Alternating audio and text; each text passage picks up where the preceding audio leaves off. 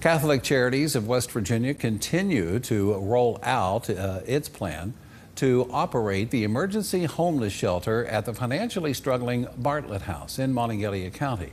12 News' Eric Miner has been following this story. He joins us now here in the studio with more on this. Eric. Don, board members of Hazel's House of Hope reached out to Catholic Charities about 3 months ago about operating the emergency homeless shelter known as the Bartlett House, which was in danger of closing this summer after it lost state funding.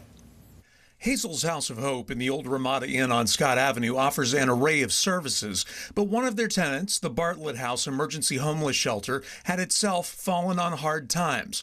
This week, Catholic Charities of West Virginia, which operates several programs at that location, sent a representative to Morgantown City Council to let them know they're operationally speaking ready to take over. Because we're looking to respond to community needs, to alleviate symptoms of poverty, and to advocate for systemic change. That's really what we try to do, to respond to those needs in each community. Funding does remain a big question. Catholic Charities estimates it will cost between $450,000 and $500,000 a year to operate the shelter, most of that being personnel costs. On the upside, they do expect to receive $167,000 from the West Virginia Coalition to End Homelessness.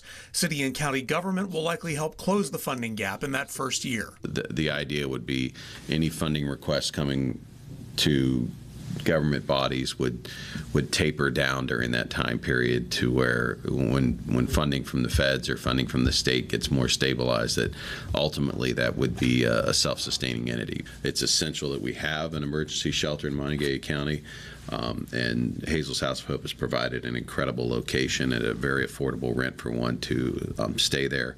So it's something that we're very much, all three of us, I think I can safely say, are very much interested in seeing continue, and we're willing to help to make that happen.